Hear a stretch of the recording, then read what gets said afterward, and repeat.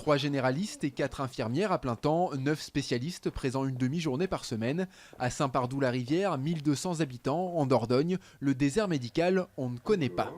C'est vraiment une bonne chose d'avoir plein de médecins et spécialistes dans la région. Ça nous évite d'aller sur Périgueux et donc ça nous fait gagner beaucoup de temps. Avec une moyenne d'âge de 52 ans, la profession de médecin en France est vieillissante.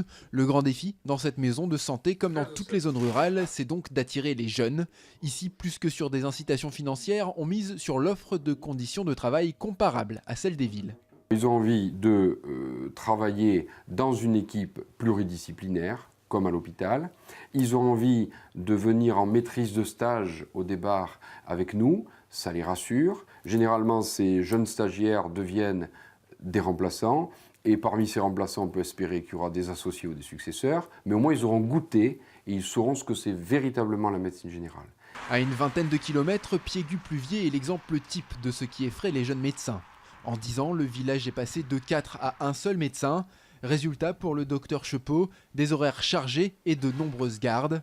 Malgré cela, à 54 ans, il aime toujours autant son métier, dont il déplore la mauvaise image auprès des jeunes. Ils se font une idée fausse de la médecine. La médecine en milieu rural est une médecine beaucoup moins technique, puisque nous sommes loin de tout, une radio, examen complémentaire, mais à côté, une médecine extrêmement passionnante, puisque on voit tout, on gère tout, c'est vraiment très intéressant. Si le docteur Chepot n'entend pas prendre sa retraite avant au moins 10 ans, rien ne dit qu'il aura alors un successeur.